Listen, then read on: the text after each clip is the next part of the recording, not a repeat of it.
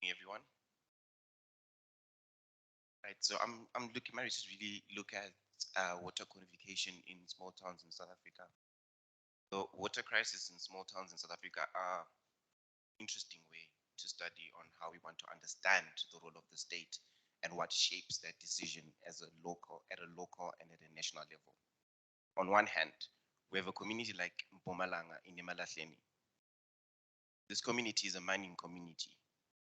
And we see a different side of the water crisis when we look at that community in terms of, despite there being old and unserviced pipes, they're also a mining community, meaning quite a large amount of their water has been polluted as a result of the coal mining activities, meaning that not only are the subsurface pipes exacerbating the water crisis there, but also at the same time, the presence of a coal mine is creating precarity around water availability and also accessibility and also water cleanliness. On the other hand, we've got communities as well, such as Makhanda in the Eastern Cape, where misdistribution of resources, where corruption has been at the forefront and the foundation of the water crisis. But the common denominator between these two communities is we have, climate change, the ongoing climate emergency, because South Africa is in a drought. And there's this notion around that there's been very little water as a result of the impact of climatic shocks that we've already witnessed. It comes in different forms beyond the drought itself. So the heat waves, even the floods that have been experienced in Durban, all this really points out to a systemic failure that is really crippling the economy. And we've reached the stage where small communities become the most victims of the climate crisis, even though they're the very least responsible for it. Water has been characterized as an economic good that has come at a high cost to its users, especially previously disadvantaged social groups across South Africa. Developing and industrialized societies have experienced riots and civil unrest over the commercial exploitation of water. As a result, water conflicts increase as water scarcity rises, and the untenable use of fresh water will endure, having a profound implication on development and on the conditions of people's socio-economic livelihoods. Struggles over water, driven by entities seeking profit from water shortages and government moves to tax fresh water, have led to riots, arrests, and deaths in various South African communities. The issue of water in South Africa is multifaceted. The significance around the multifaceted nature of water issue in South Africa is that there are several underlying causes that contribute to water scarcity in South Africa.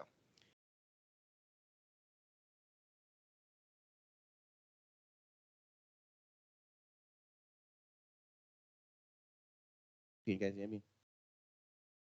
So it is important to acknowledge that the multi-layered nature of the issue surrounding water in order to avoid biasness and viewing the causes through a narrow lens. This provides us with a clear outlook of the unique nature of South Africa's water scarcity. As a result, one needs to tackle the issue of water using a multifaceted approach. In this multifaceted nature of water scarcity do we find the threat of climate change. Climate change has contributed significantly to the deteriorating water supplies in South Africa. Reports indicate more than 60% of South Africa's rivers are overexploited during, as a result of climate stress. High temperatures extremes in the last decade in South Africa have drastically increased significantly in frequency, and low temperature extremes have decreased significantly, paving way for the El Niño drought, which has been causing havoc for the last decade. The drought essentially brought South Africa's water crisis debate to the national level, thus exposing existing vulnerabilities in South Africa's water system. Environmental problems are thus perpetuated by modes of production that form an essential constituent of contemporary local and political economies. The notion or assumption that the current rate at which global economies are growing is a sign of growth and economic prosperity must be challenged. Drawing on Alan Shansberg's research on ecological Marxism and his trade move production of theory validates how market-oriented advanced neoliberal societies, as we commonly refer to them, capitalism, are responsible for the ongoing environmental harm. Capitalism and its expanding technologies are inherently environmentally destructive. The extraction of natural resources, as witnessed in eMalahleni through the coal mines, the deforestation of woodlands and habitats are critical ingredients in the capitalist process that results in ecological disorganization. The ongoing commercialization and commodities of products, resources, and global commons, for example, coal extraction, as I've mentioned in eMalahleni, enables capitalism to thrive through expanding trade and consumption. As such, governing rationales premised on capitalist ideologies are both responsible for the environmental destruction and incapable of redressing ongoing harm. As a result, capitalism has intrinsically contributed to the water debates in South Africa. South Africa's mining towns in eMalahleni that waste water plants are mismanaged, mining operations that are unlicensed and supervised despite having good rainfall in the preceding years, the city has suffered a precarious water crisis. The commercial process of production exploit and manipulate the natural environment for power and profit. As a result, disrupt and reorganize and disfigure the ecological balance that sustains environmental stability and development. Considering the existing inequalities with regards to water and the ongoing climate crisis, South Africa's water crisis is further exacerbated by the extensive corruption that is prevailing in provincial and district municipalities. Evidence suggests that corruption within the water sector is driven by the opportunity for massive distortion in resource allocation and significant procurement-related corruption, the daily opportunities for petty corruption as a service delivery sector, and impervious budgeting and financial management practices of weak institutions. Despite this complexity, along with the effort to reform policies and institutions, there is currently only a limited understanding of the extent and nature of corruption in water and sanitation in the sector of South Africa, and limited knowledge of the policies and mechanisms that are required to tackle it. Recent years have witnessed the resurgence of critical works seeking to extend Karl Marx's understanding of primitive accumulation. The intensification of commodification of water may be understood as an ongoing mechanism of primitive accumulation, and that this process generates contradictions and tensions not solely for capitalist relations of production, but more critically for relations of social reproduction.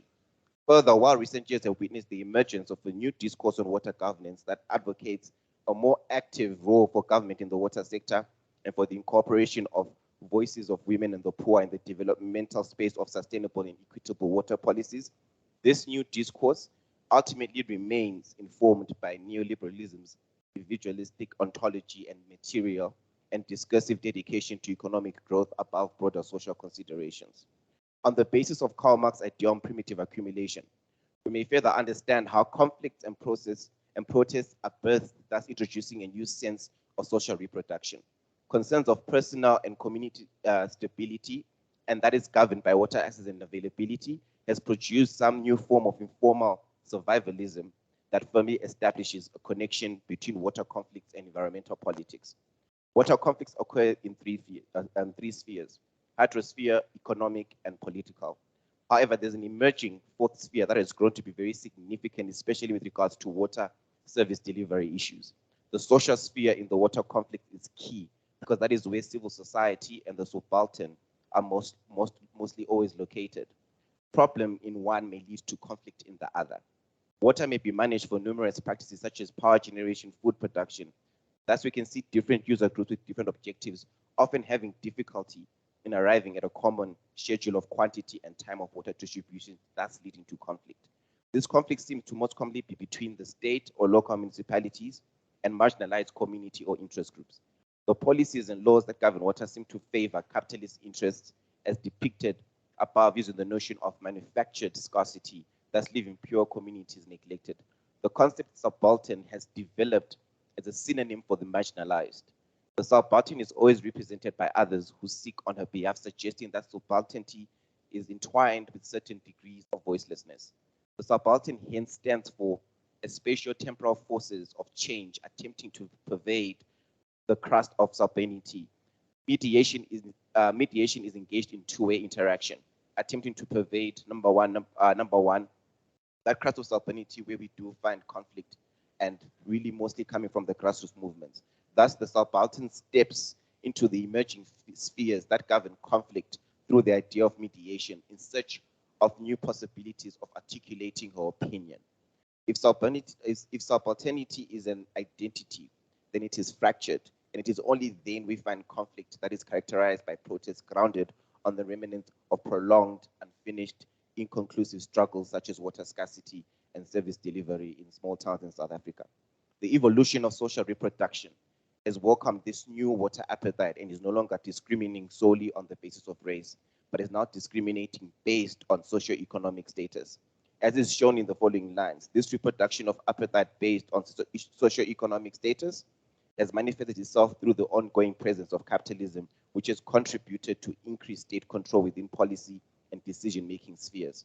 The enduring presence of capitalism has resulted in the integration of punitive surveillance mechanisms used as a tool to control water access, supply, and availability flowing to the poor, and has contributed to the dismissal of critical gendered considerations. Ultimately, responses to water scarcity are shaped by the capitalist needs to maximize profits and accumulate assets. The human right to water, ecological limits of freshwater sources, and the need for genuine sustainable development remain secondary considerations, and the logic of privatization and economic efficiency prevails. Lucas in 2006 developed the notion of reification, which combines the Marx understanding notion of fetishism of commodities and the Weberian concept of political and bureaucratic rationality to show more explicitly the disaffection and disparities that grows out of reification. For example, when machinery has authority to control, in this case capitalism, tyranny repudiate people and thereby regulate the fate of individuals. This concept is extended to the privatization of water, reification which gives things an alien form and the power of a people, in this case, the water meters, and over-consuming and the need for water to leave. The state has become a manager and is forced to intervene on a massive scale at economic, political, and ideological and repressive levels. Evidence suggests that states have entities who prefer to react instead of act. This is witnessed through the ongoing climatic shocks which shaped the policies to introduce a carbon tax, or the drought that almost left Cape Town with little or no water at all, thus leading to climate mitigation plans. Furthermore, since the state is a permanent crisis manager, the crisis in capitalism now becomes a permanent crisis of the state. The way water is constructed in law and policy as part of the commons or privately owned determines what and who drives the agenda. With regards to a capitalist state, certain conditions shape state practices, and such conditions are significant in understanding how these play a significant role in water commodification and conflicts in South Africa. Number one, securing general external conditions for capital accumulation, such as formally rational legal order and protection of property rights. Indications suggest that creating individual property rights can harm the poor in most instances. In the South African context, the commercialization of water has harmed poor communities, as documented in small towns, even in areas such as Johannesburg Township of Soweto. The township was experiencing huge amounts of water losses. Thus, as a mitigation strategy, the government in 2003 introduced prepaid meters to monitor water consumption. However, the introduction of water meters was unwarranted, as the truth behind the matter was that water losses were at its highest solely because of water leaks of subsurface pipes. Poor communities were made to pay an account for water losses that were not consumed by their respective households. This led to one of the most radical grassroots movements against poor service delivery. The term was termed Operation Zinamans. The movement contributed significantly to the conditions that shape state practices as a whole new system was established for how water is delivered to the poor. The second aspect is securing the fictitious commodification of land, money, labor power, knowledge, and modulating the subsequent decommodification and recommodification in the light of changing forms of appearances of capitalism, structural contradictions, and strategic dilemmas, and the changing balance of forces contesting the extent and the consequences of such a fictitious commodification. The third aspect is addressing the wider political and social repercussions of the changing forms of appearance of capitalist contradictions and dilemmas, as these are mediated in the specific form of political organization and social mobilization. This is evident through organizations such as the Green Revolutionary Council in eMalahleni, who have provided a check and balance system with regards to a capitalist profit maximization strategies through coal extraction in Mpumalanga province. Number 4 is the separation of powers, that there is no direct democracy involving the working class or South African citizens concerning water delivery and the right of access to water. This means that policies and decisions are shaped only by a very small minority of state officials. However, there's an obligation to implement policies that respect, fulfill, and enforce water delivery in South Africa. The notion to respect means that the state must refrain from interfering with its citizens enjoying their right to water as a public good.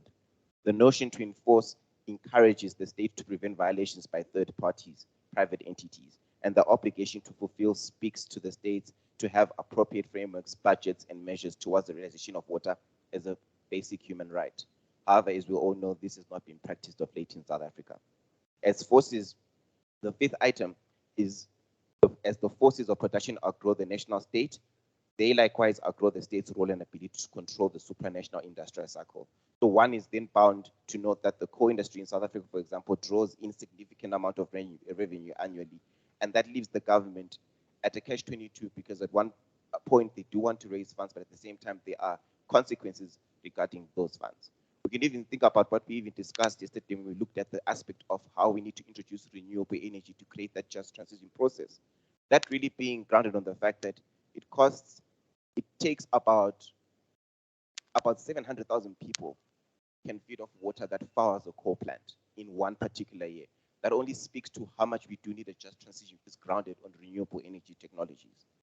So in conclusion, one is bound to note that there's a strong need to reimagine how South Africa's water future would look like.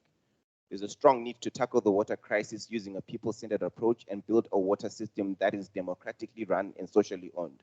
System change means building a new water system and infrastructure, not simply trying to fix the parts of existing challenges that are grounded on capitalism, which only creates and deepens other crises.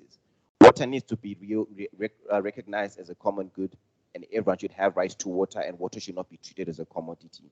Water is a shared resource with a value beyond the market. Lastly, all planning processes, including land use planning, infrastructure, and service delivery, must account and prepare for the impacts of climate change. Thank you.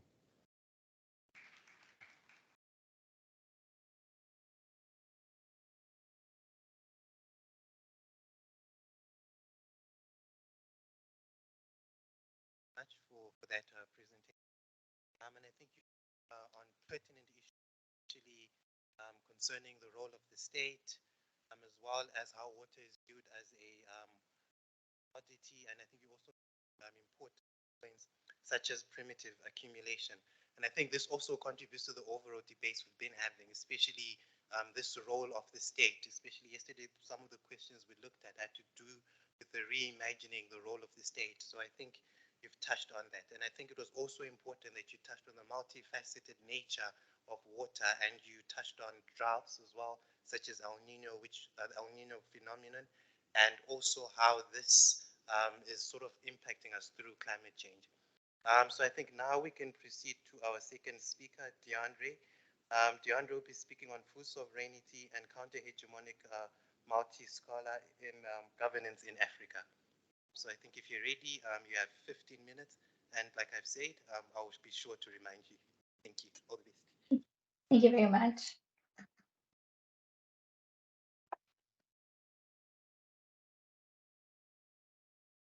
Okay, just let me know if you can see my screen. Okay, great.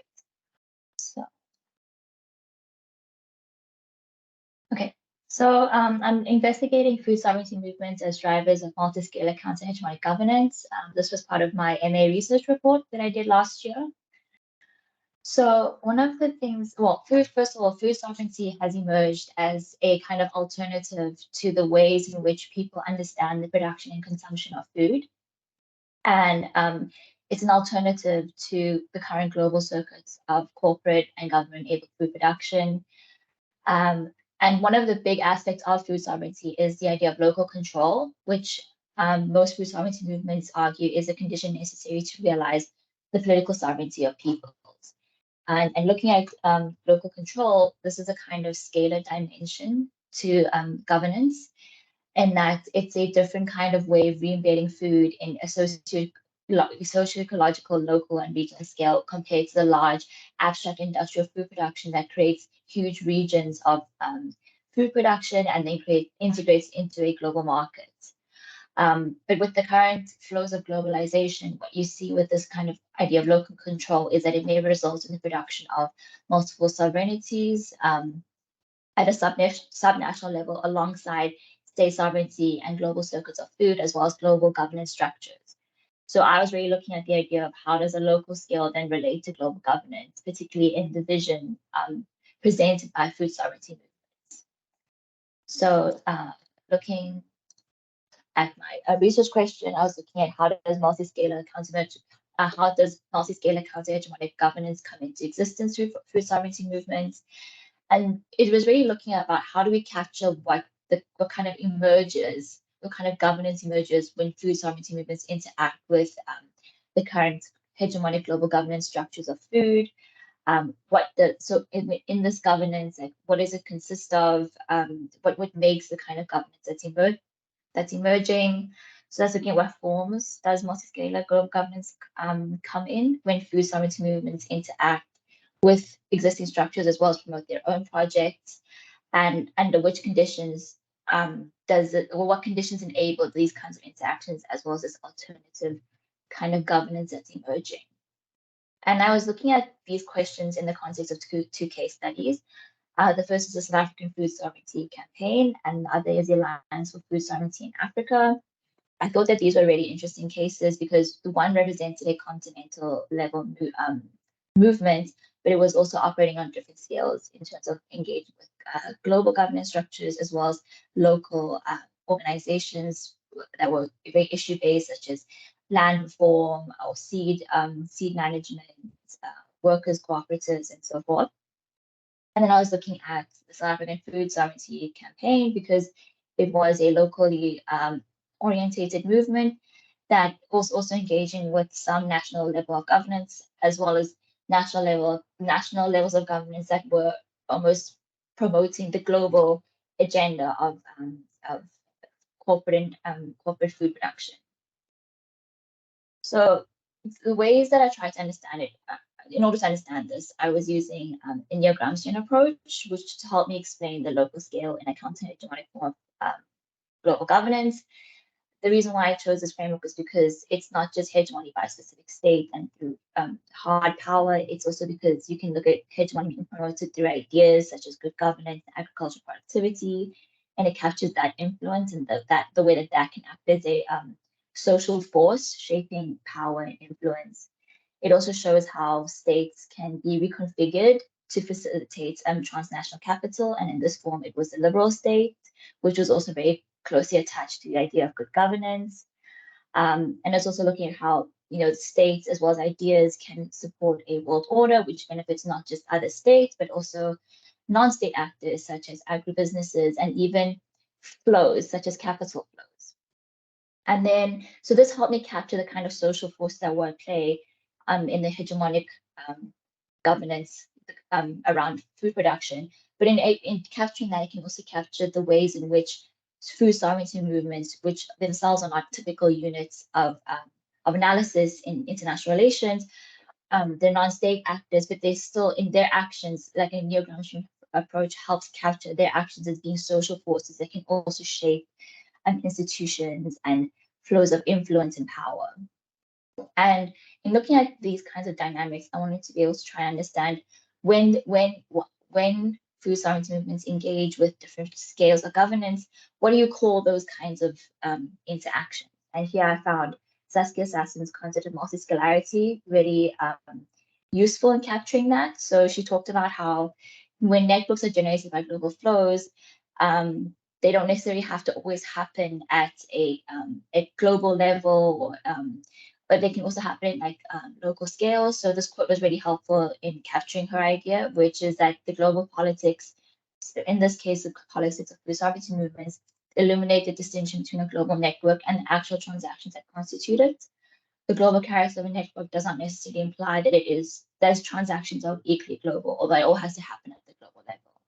So essentially, the crux of her work is that you can have a locally oriented project, but that represents political flow. Global flows, but it's happening at a local scale. So I thought that reading the neo-Gramscian approach with the idea of multi-scalarity really captured, in my mind, the kind of actions that food sovereignty movements were promoting. So what was also very helpful is that there's two types of multi-scalarity. The first is cross-scalar, which is localized struggles engaging with global actors, either international scale or multiple localities. So the good example here would be when in the case I was looking at was that AFSA's local labs in its common food policy that it was trying to develop. So these local labs essentially act as kinds of case studies in a city level or at a community level. And the idea was to look at how different policies, such as global and national policies, would affect this specific community, and the kinds of insights that they could draw then for like a broader generalization for their common food policy. So you have understanding of a very small community project and how that might be integrating our global political flows. Another more typical example might be just a representation of a food sovereignty movement at like a world conference, per se. So you have these different kinds of scales interacting at different levels. Another example might even be a community project that's like lobbying against national governments. Like I consider that as a cross-scalar flow as well, because you have the local level interacting with the national level, so it's going across scales. But then you also have the cross-border multi-scalarity, which is a political struggle with the objective of engaging with local actors across borders. And the idea here is that this kind of the global condition emerges from a multiplication of self-reflexive localized practices. So here you might have small community projects that are interacting with other community projects, typically on the same scale, but they interact with each other based on the premise that they have a shared reality of being affected by the agribusiness domination in food production that has pushed them out of being able to own and manage food production. And so a good example here is the farmer-to-farmer processes in La Via Campesina, where farmers would develop solutions and to certain issues created by agribusiness domination in their area. And then if there's something to do with like seed management or agricultural practices, they can invite other farmers to their farms and share knowledge and exchange knowledge. So this is happening kind of at a much more local level, but it's happening based on, like you could say, a shared condition.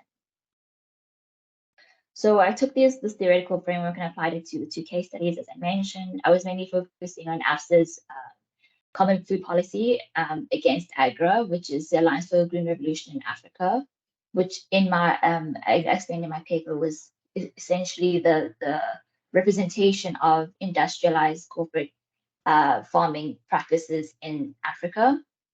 And I also looked at AFSA's other engagements with its members, as well as publications that it produced.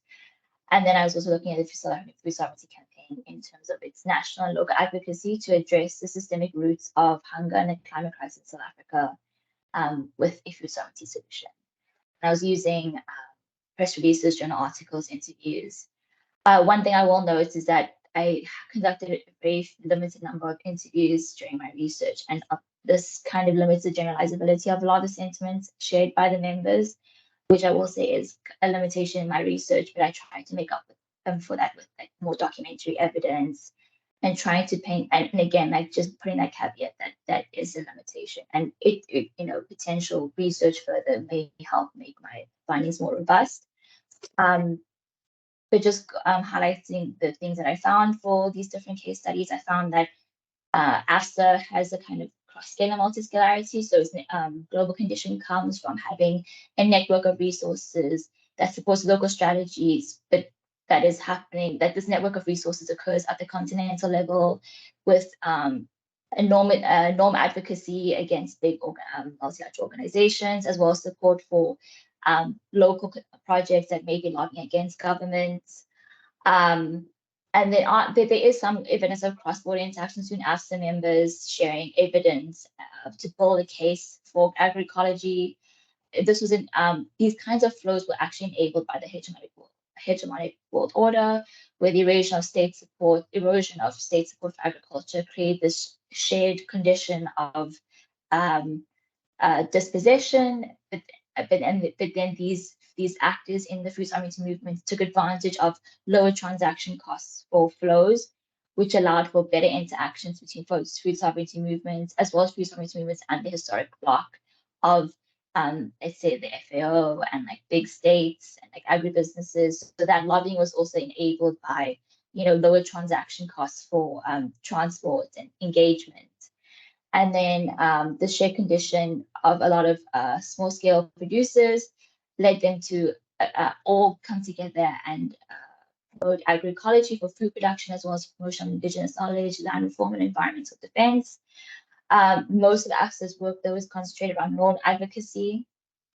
South African Food Sovereignty Campaign has some degree of cross-scalar interactions, but it's mainly constituted of cross-border multi-scalarity. So the global condition and its global governance comes from drawing insights from Latin America and other parts of Africa, highlighting its common struggles with North America and Brazil, and then using these insights from different localities around the world to develop its own project and its own alternative view of governing food, but it's also mediated by the South African context. So a big part of South African Food Sovereignty Campaign's alternative form of governance is in the solidarity economy and worker cooperatives, and that draws from its long history of having worker cooperatives in South Africa, and it promotes this through activist guides. So that happens on the cross-border level and on the local level, but it's in interactions with the governments, which I consider as a cross-scale interaction. It promotes the Food Sovereignty Act and the Climate Justice Charter, and those are two big projects that also shape they shape the norms around production of food, but as well as start setting the foundations for an alternative form of governance and institutions to be built.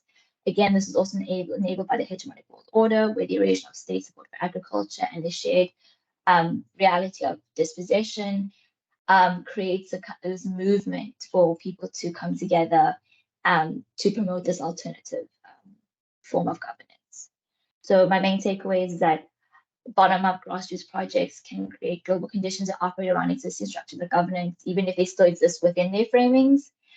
Food sovereignty movements implicate local spaces into different scales of governance, creating forms of alternative global governance, where you have a lot of local presence in national or international forums or spaces.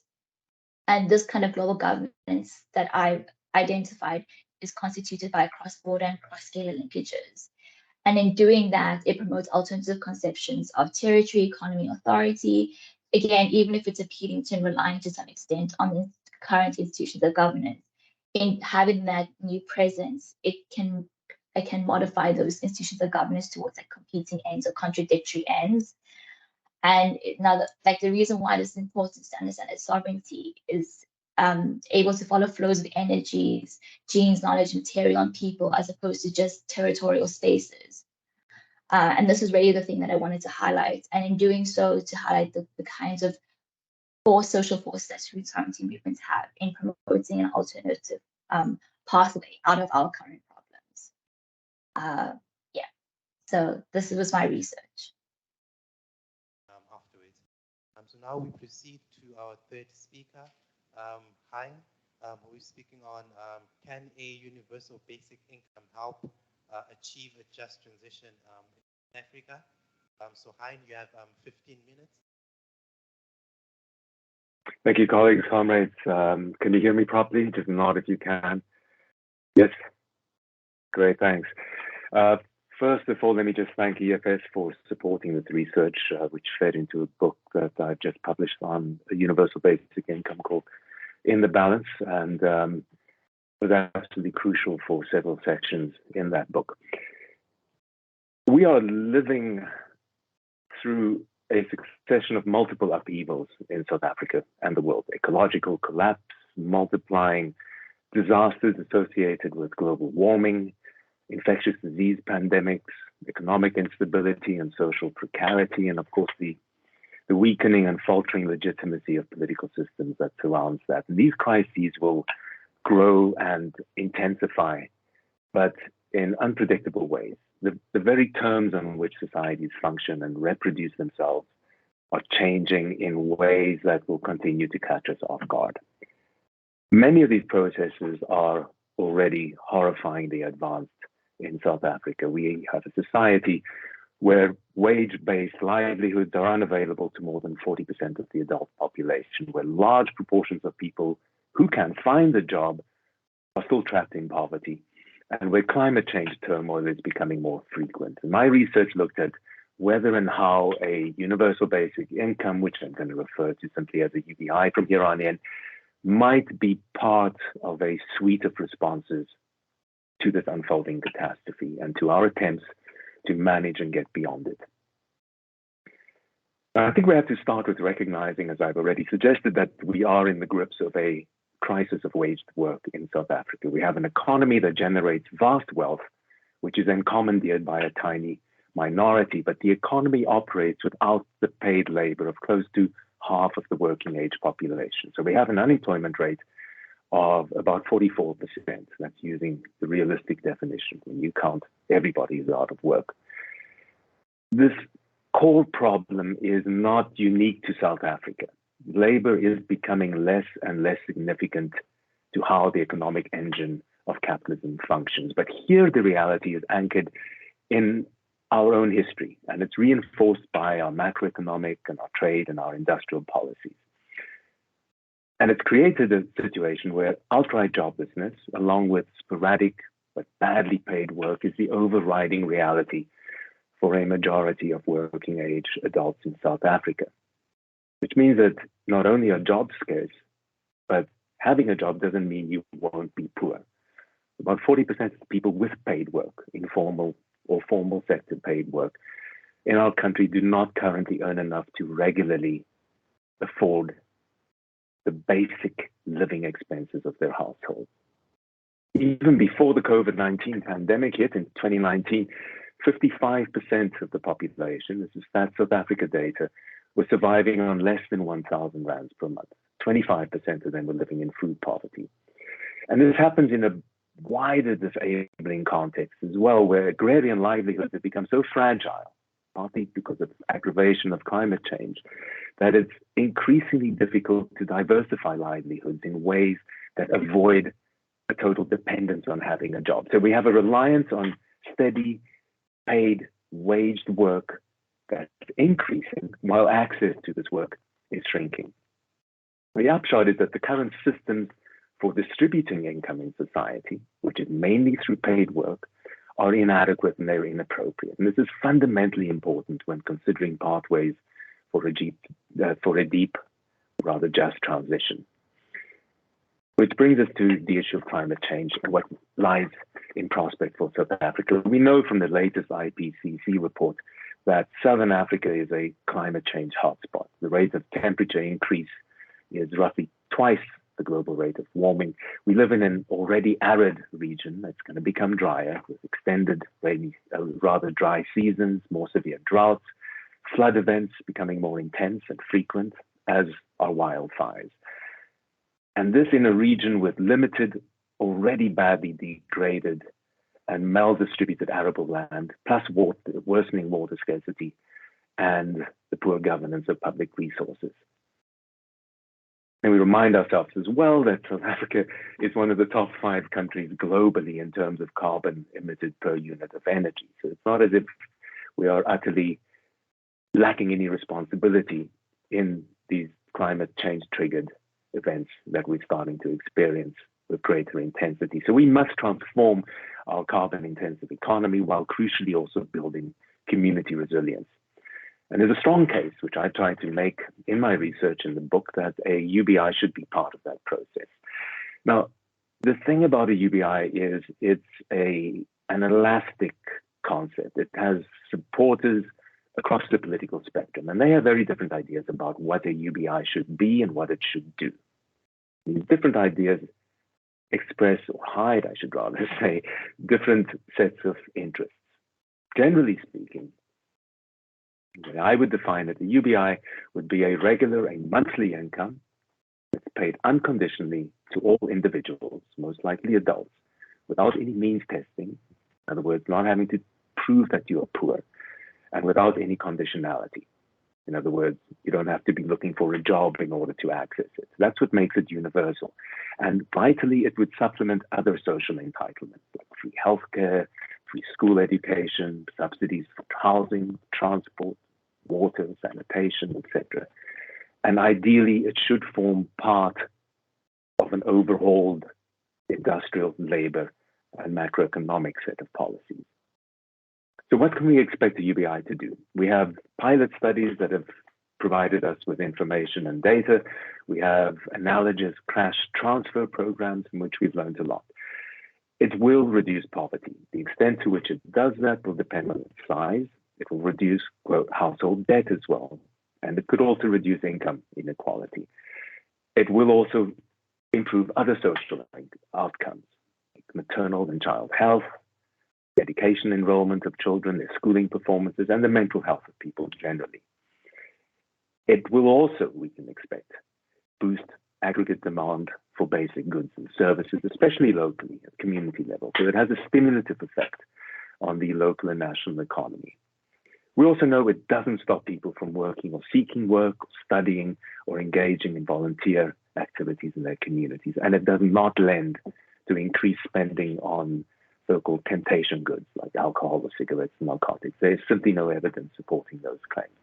What it can do, though, is it can enable us to freely choose the paid work that we accept, rather than being forced to do so, forced to accept dangerous and poorly paid work under threat of hunger and homelessness. And if workers have the freedom not to sell their labor at the going rate, this can help shift the balance of power between them and their employers. Importantly, a UBI, and this comes to the issue of community resilience, can help us use our labor and time for other purposes: care and socially useful work, studying, developing skills, participating more actively or more often in community activities, which is absolutely crucial when it comes to efforts to build community resilience and self-reliance for meeting basic needs.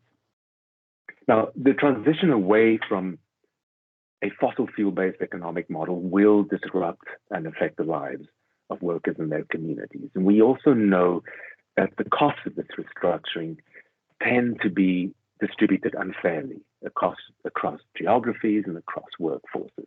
And it's here where a UBI can help counteract this tendency to unload the cost of restructuring onto workers and their communities. It speaks to a number of key areas, potentially. It's an income payment that goes beyond promises of retraining and reskilling. It's tangible, it's regular, it's predictable. You know it will be there next month. And this can help counter the jobs blackmail tactics that are used often against the environmental justice movement. It can help diffuse the resistance or the reluctance amongst workers to sacrifice or lose what they have and commit themselves to a restructuring process. It can also support, as I've suggested, resilience at community level, supporting local food production, mutual aid networks, artisanal and repair work, culture production, care work, various forms of organized social solidarity, all in the face of climate change and as the economy shifts to a more, hopefully, sustainable footing. So more than just reduce poverty, a UBI that supports community level resilience and action in these ways can become an important component of a just transition. In closing, I want to point out the broader transformative potential that a UBI has. We often miss this potential that comes from the ways in which it requires us to start thinking and questioning foundational beliefs about the current order, because baked into a universal basic income is an understanding that factors beyond individual control decide the distribution of means, of resources, and opportunities, and money in society. It also challenges the insistence or the belief that paid work has to be the obligatory precondition for having entitlement, for being socially included, for having access to the basic needs of life. So it implicitly recognizes that we are all part of society and that we contribute to society in a multiplicity of ways. A UBI also forces us to think, I think, in fresh ways about the responsibilities and the entitlements that connect us in society, about what sorts of claims we legitimately have on one another and on the state, and about the core roles and duties of the state. And more than that, the universal nature implies that the entirety of society is entitled to a share of the wealth produced in our society, which is why some supporters of a UBI think of it as a social dividend rather. And this has huge potentials for how we think about and frame the demand for UBI, not as charity, not as an appeal to the state to grant us assistance, and often only to those in desperate need, but a claim from all of us for what we are due, for our just dues. Importantly, this way of framing the UBI steers out of very past arguments about who deserves assistance and who does not. The UBI becomes an income that is paid as a rightful share of collectively produced wealth, which has huge implications. It implies different relationships between citizens and the state, a matter that's been touched on yesterday and this morning again, and it potentially destabilizes as well the privileged relationship between the state and capital. So in conclusion, we've been swept along by huge changes. I would argue, hopefully I've shown it in my research, that a UBI has a place in our search for ways to manage this current reality, to manage the transition and the disruptions and changes it will entail. But there are risks, there are questions we still need to answer, and there are challenges attached to a universal basic income. Who should get it? How big should it be? Can we afford it? How do we prevent it from being used to chip away at the other social entitlements and public goods that we currently have or will struggle for? Which brings us to the final crucial political question, I think, that surrounds a UBI and its role in a just transition. Which sets of interests are powerful enough to decide on its purpose, on its design, on how it's financed, and on how it's implemented? And which sets of interests are powerful enough to defend those arrangements? Because ultimately, I think the impact and the fate of the universal basic income will depend on how it links with, how it synchronizes with other economic, social, and political strategies of change, and which forces drive those strategies.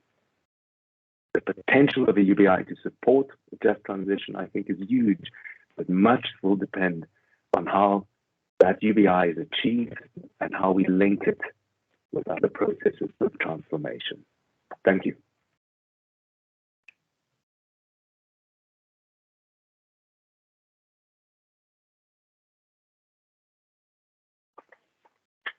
Dominant theme that we keep seeing is the role of the state.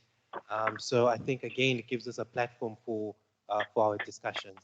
Our next speaker will be Roland. We'll be speaking on environmental justice and climate reparations. You have 15 minutes, Roland. Thank you.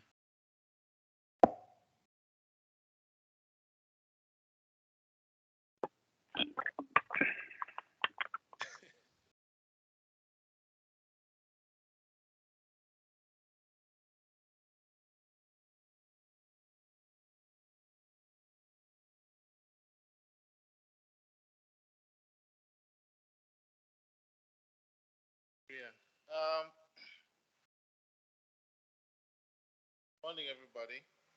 So I have done two projects. The first one was published last year in the African Sociological Review, which is really a kind of socio-ecological assessment because the idea was to look at land reform in South Africa from 1994 to date, the nature, mode, and operationalization of land reform, and to make the case for more micro and small scale redistribution. Interestingly, since the publication of that first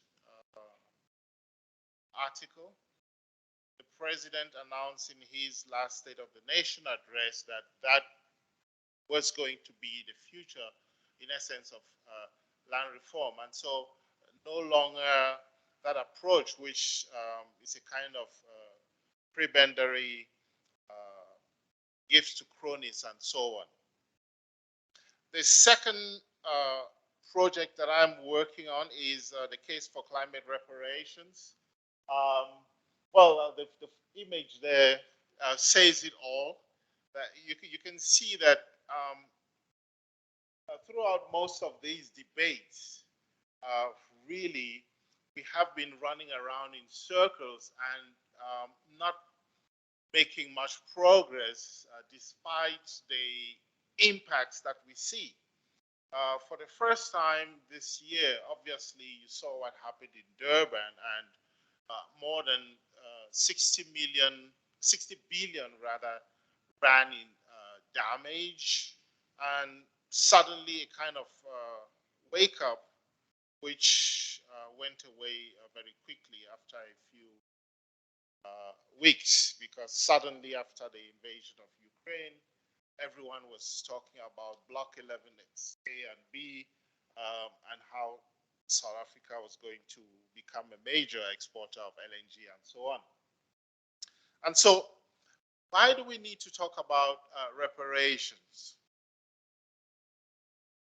So I just wanted to start by putting up that quote there from Achille Mbembe, and really the idea behind that is to talk about hegemonic capital.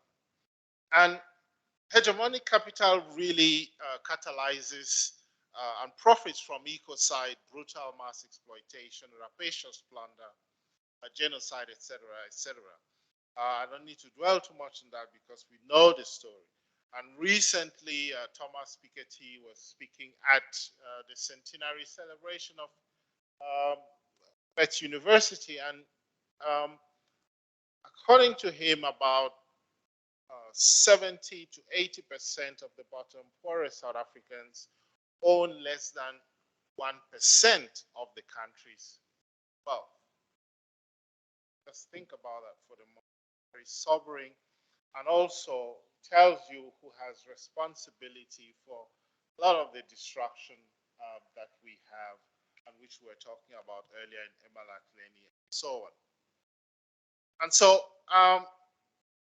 what are the forms of these rapacious plunder that we're talking about, which, by the way, were sanctioned at the very highest level of godly, civilized society? So we're talking about the myth of endless growth for this production, pervasive stress and poverty, financialization of everything, privatization of the commons, etc., etc.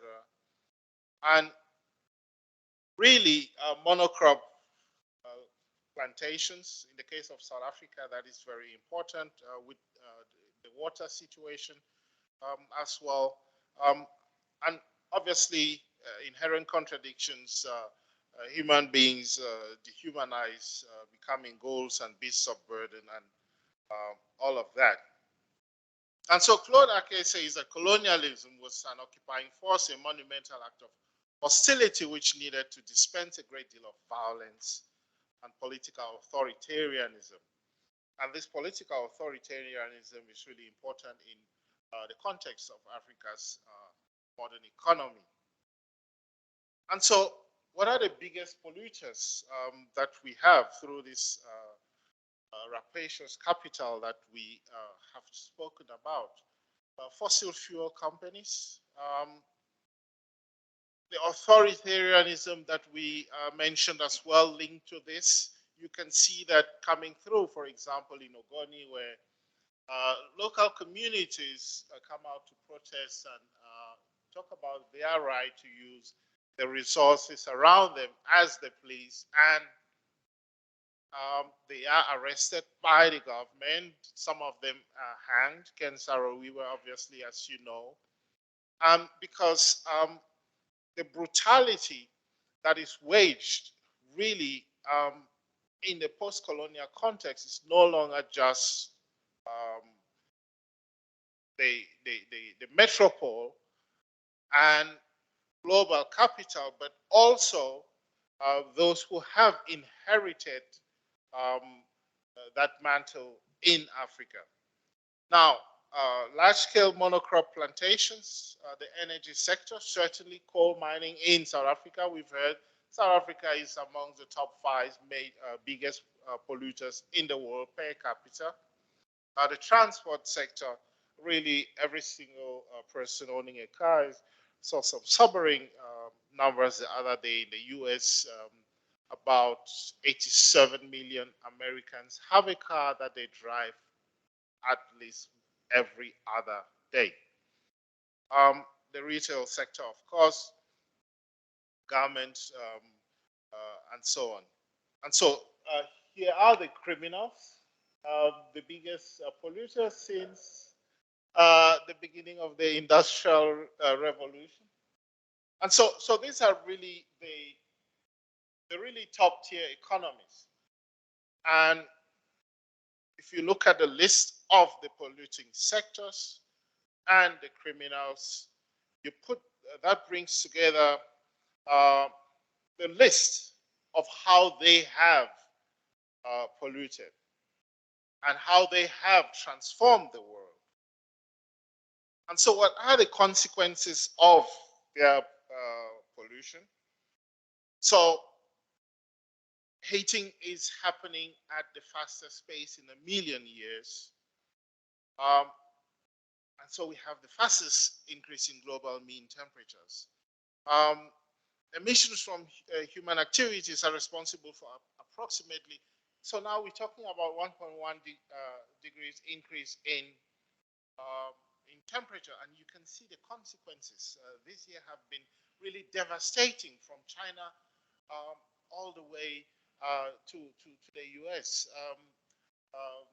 Electricity infrastructure collapsing, agricultural infrastructure collapsing, becoming near impossible in certain places, southern Madagascar, for example, the Horn of Africa, the kind of images that we used to see in the 80s coming back, and countries like Namibia and Zimbabwe, etc., having to resort to food imports and food aid, because for almost 10 years, there has been little to no water.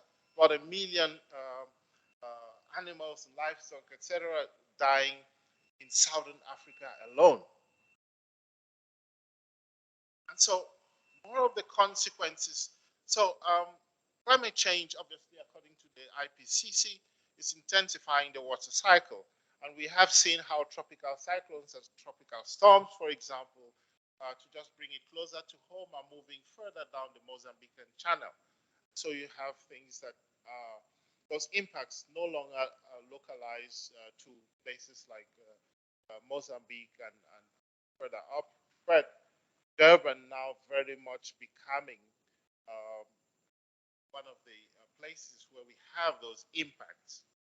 And obviously, the summer of 2022 was prefigurative of worse disasters to come. And we're talking about 1.1 degrees warming. So imagine all the damage that is already locked in, and the consequences of continuing like the ostrich with our heads buried in the sand. And that is why we need to start a re-litigation process.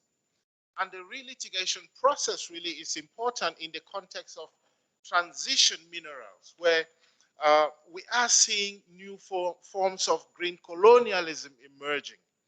Green colonialism, certainly countries developing relationships with African nations, obviously, to extract resources in the name of going green. Obviously, electric cars have a cost. Where do you get the lithium from? Windmills, for example, where do you get the balsa wood for windmills? And obviously, cobalt in the DRC and so on.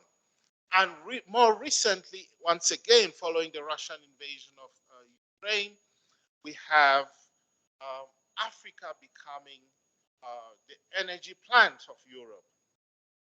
More than, and this is very interesting, more than $500 billion have been invested or promised to African countries following the Russian invasion of Ukraine.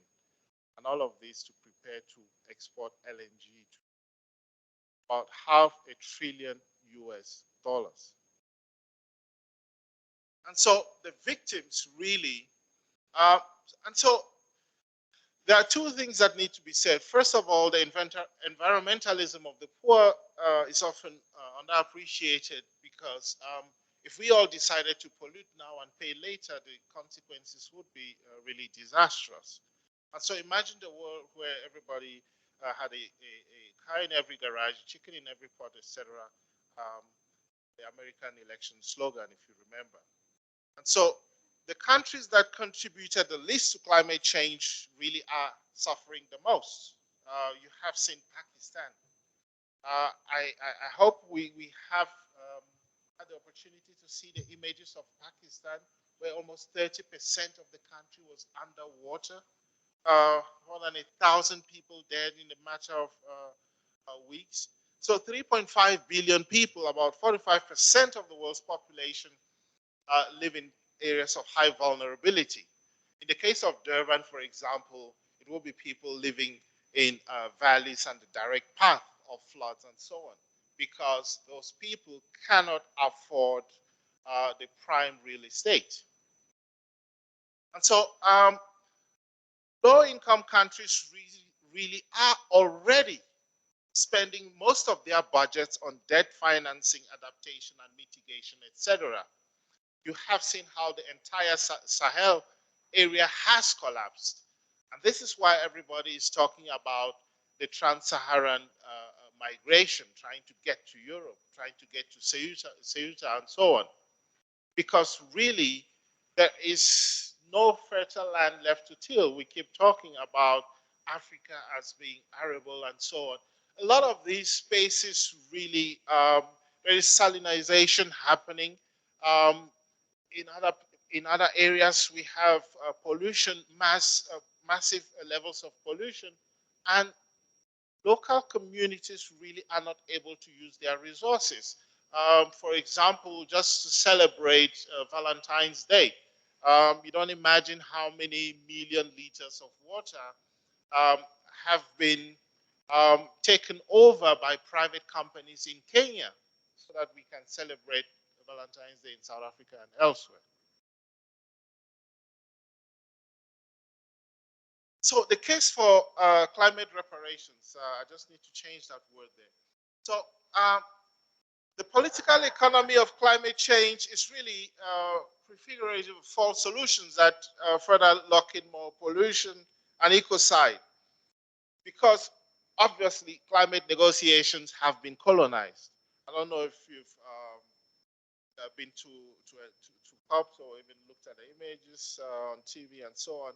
All of it really is it has been taken over by private companies that come in to do their advertising and all of that. You see people like Cadbury's and so on talking about how well farmers are paid in Cote d'Ivoire and elsewhere. Same slave labor that produces their chocolate.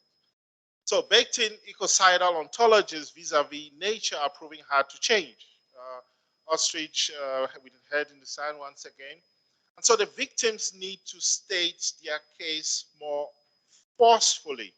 So the idea of vaguely appellative terms and so on, we need to get past that and be more forceful and state the argument, relitigate the case with the protagonists really placed front and center, and their actions repeated again and again, named and shamed. Any strategy we can use to accelerate the level, the space at which we are scaling back emissions. And so different nations and processes agree that reparations are necessary. But obviously, at the biggest tables, those arguments really have not become settled practice. And obviously, the reason for that is political fights, as well as because we need to kick the can down the road all the time and so on. And so, at least there are in multilateral instances a beginning, the birth of that kind of argument coming into the fore, because the main pillars that used to be used in COP processes were adaptation and mitigation. But slowly, the global south has already adopted this as non-negotiable. Loss and damage is becoming the third pillar that is really going to be pushed at COP27 and in Abu Dhabi next year and so on. And so loss and damage really covers four areas: the slow onset events, non-economic losses, displacement related to adverse impacts, and comprehensive risk management, and so on. Obviously, because it cannot just be transferring money to the communities that have suffered the most, right? There is always this financial and Promethean aspect linked to it. Things like cap and trade, geoengineering, etc., etc. But there is hope. So reparations really cover things like ecocide, genocide, plunder of culture, and so on. Because we only think generally in terms of the tangibles. Very seldom do we look at the intangibles. And just to conclude, I wanted to say that in terms of some of the intangibles that we need reparations for, obviously, these are more circular ecocentric ontologies, because reparations will not repair the damage that we have in the Niger Delta. Reparations will not repair all the damage that we have in Cabo Delgado, etc., and all the hundreds of thousands of people who fled and abandoned their entire livelihoods. And so we need to start relitigating, obviously, where the investments around those reparations are going to go. The debates about Ubuntu and Vodou, principles of communality, respect, dignity, acceptance, etc. All those things really need to become the areas where we invest if we accept that degrowth, one word, or degrowth or post-growth has to become the ontology that we use moving forward. And so placing more value on social and solidarity economies, etc. And so reparations really, to conclude, need to become the kind of term that we use to demand justice. And so it is not really demanding only money for mitigation and adaptation. In multilateral processes, we need to talk more about loss and damage, and in general, society and circles where we believe that COP is dead, COP has been captured, COP has been Guptarized, and so on. We need to use the term reparations. Thank you.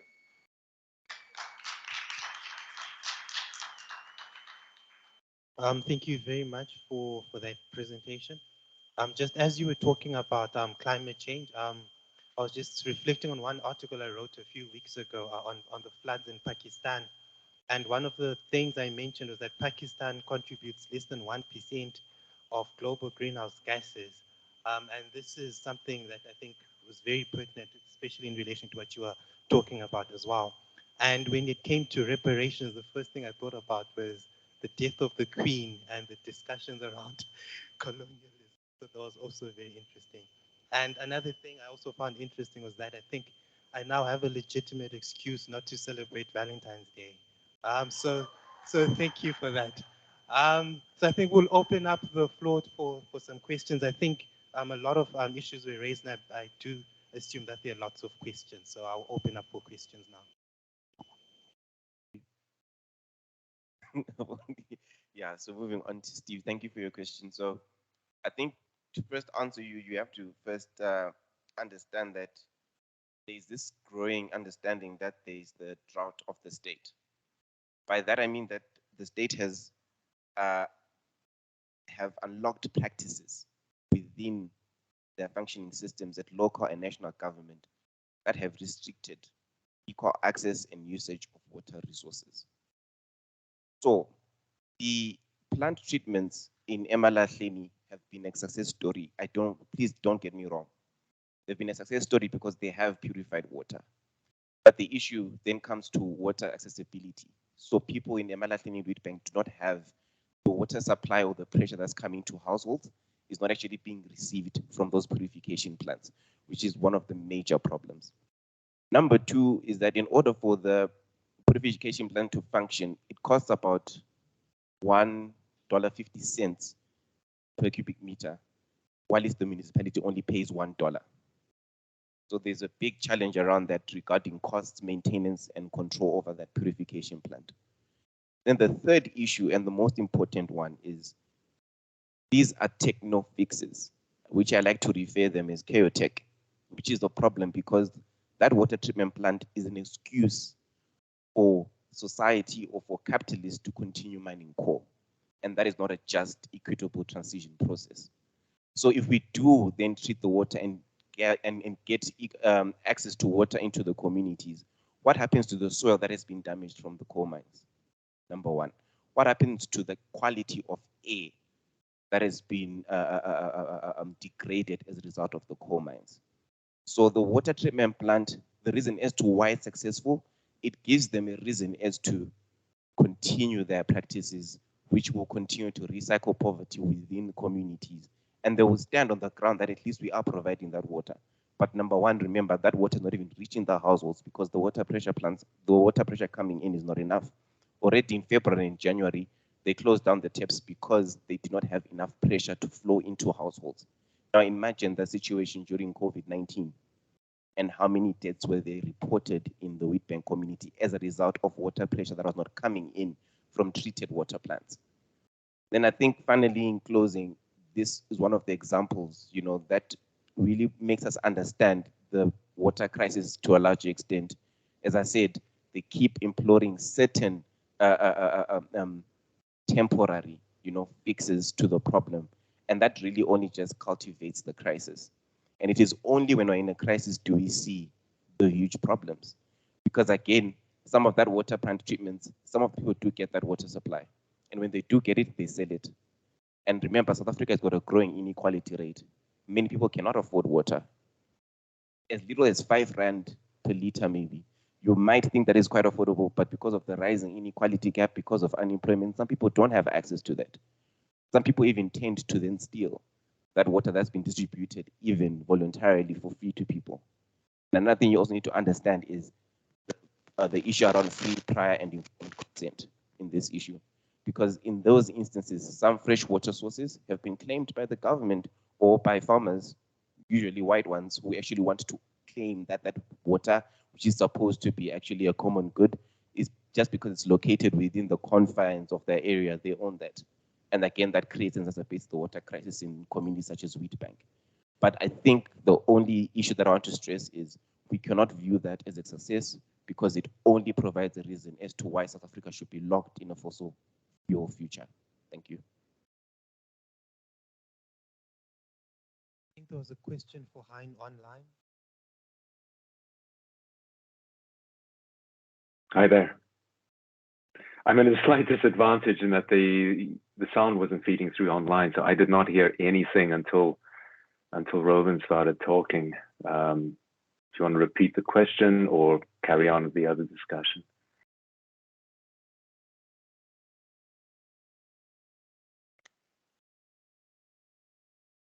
Can you hear me, Hein? Yes, I can. Hi, Michelle.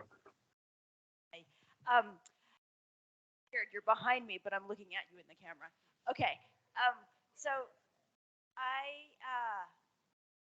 oh yeah, my question. Okay. My question was, you skirted on the issue of who would be beneficiaries,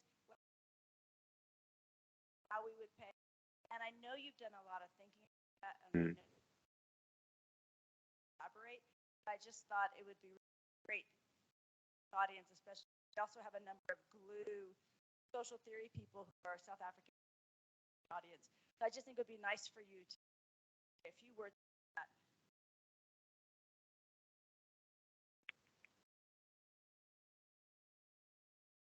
Oh, Michelle, your mic's cutting out again. okay. You said it would be nice you for got me my to. question. Okay, you got my Yeah. question? No. Thanks. Michelle, I just heard you say it would be nice for me to something. Like this mic in particular seems a problem. Okay. Can I speak at the computer into the computer? Would that help? Then he won't have time. This will be that. Yeah. Mm.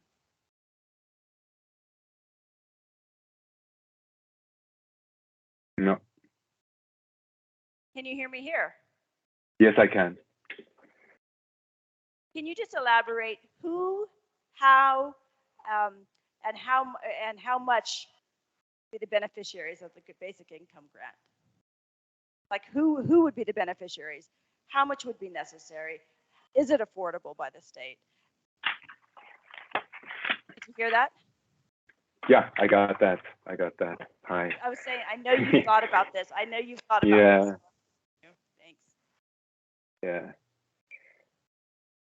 You know, it all depends, very briefly, because we've lost a bit of time with these technical hitches. It all depends on how you frame your eligibility. So if you look at some of the research that the Institute for Economic Justice has done, it's very clearly set out in the publications and the research they've shared, various categories, the millions of beneficiaries, the cost, and it also depends, of course, on the amount that the monthly income would amount to. So if you were to make, for example, adults 18 to 59 eligible for a payment pitched at the lower bound poverty line, as set by Statistics South Africa, you'd be reaching roughly 35 million people would be receiving the basic income payment. It's an astonishing number, because that tells you that there are 35 million people in South Africa living below the lower poverty line, which is an absolutely horrifying reality. The impact on the poverty gap there, it seems like it would be at least 40 to 50% of the poverty gap will be removed in less than 5 years if that payment were instituted. If you were to increase it to the upper poverty bound line, which I think is around 1,330 rands at the moment, you still have the same number of people, 18 to 59. This is using data from 2021. So 35 million people roughly would benefit. You would remove 80 to 90% of the poverty gap. In other words, 80 to 90% of people who currently live below that poverty line will be lifted above that gap within 5 years. So you can see how this sort of goes stepwise, depending on the size of the payment. In terms of its impact on poverty and the poverty rate and the poverty gap. In terms of how we afford it, that's a whole other discussion. And the IEJ has identified 17, 18 different components of a financing package, costed the contributions of various of those components. The fundamental thing I would say at this point is just that a lot of the discourse, a lot of the public debate around how we finance a basic income tends to focus on these sort of red herring, these scare tactics of saying, oh, it's going to increase. We can only do it by increasing personal taxes, and we'll have to increase the value added tax as well. And what's important to recognize is that this is simply not the case. The financing package for a UBI does not have to rely to an extensive degree, in fact, only to a minor degree, on personal tax increases. A lot of it relies on how we remove current subsidies that go to higher income earners, to their pensions, to their medical insurance, to their housing mortgages and so on, subsidies going to corporations, and the tax benefits and the tax cuts that are allowed to corporations.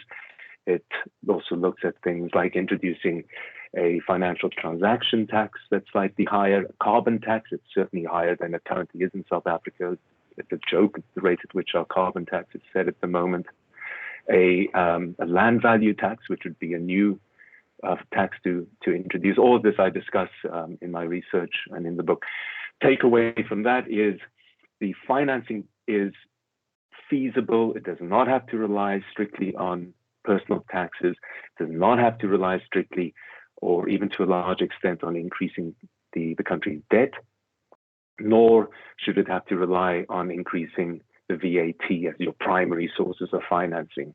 Relying on VAT, I think, is a regressive form of trying to pay for a basic income tax. I'm not pretending that the financing is all sorted. I'm saying that the options are way more expensive and attractive and realistic than they are currently made to appear when you're reading Anne Bernstein and some of the other corporate mouthpieces' work or their criticisms of AUBI. I hope that answers some of the questions, Michelle. Thanks. I think around Hein and the basic income, I mean, just to add one other argument, commissioned this work from a metrics modeler, Asghar Adulzadeh. He was saying, even if we keep it at the sort of minimum poverty line, you actually have virtuous multiplier effects. In other words, you don't have to increase government debt or taxes, etc. So I think there's another argument here. But Hein, congratulations on your book, and we're really glad and happy to support its publication in some ways as EFS, and we'll make it available to all the trade unionists here online because it's downloadable, and all EFS students as well, so they can work through these arguments and perspectives, which are absolutely important. In your case, well articulated. I think in terms of Roland, I don't have a question per se, but I think it's something we will continue discussing. I mean, I like the way you've taken the old climate debt demand and kind of included it to the sort of reparations argument. The climate debt demand also, looks at historical emissions, etc. You've done something more. You've also looked at ecocide and all. But I do think that, we're also dealing here now with climate apartheid. Becoming much more clear that is the fault line running through climate geopolitics. And we need to kind of think about that as part of the narrative. I mean, the other point to make here is that, all these demands that we are making are basically defensive demands. We've been losing the climate fight actually for almost 3 decades. And we're going to lose it even more going forward with this push for fossil fuels coming out of the Russian invasion, etc., the 2050 discourse and so on.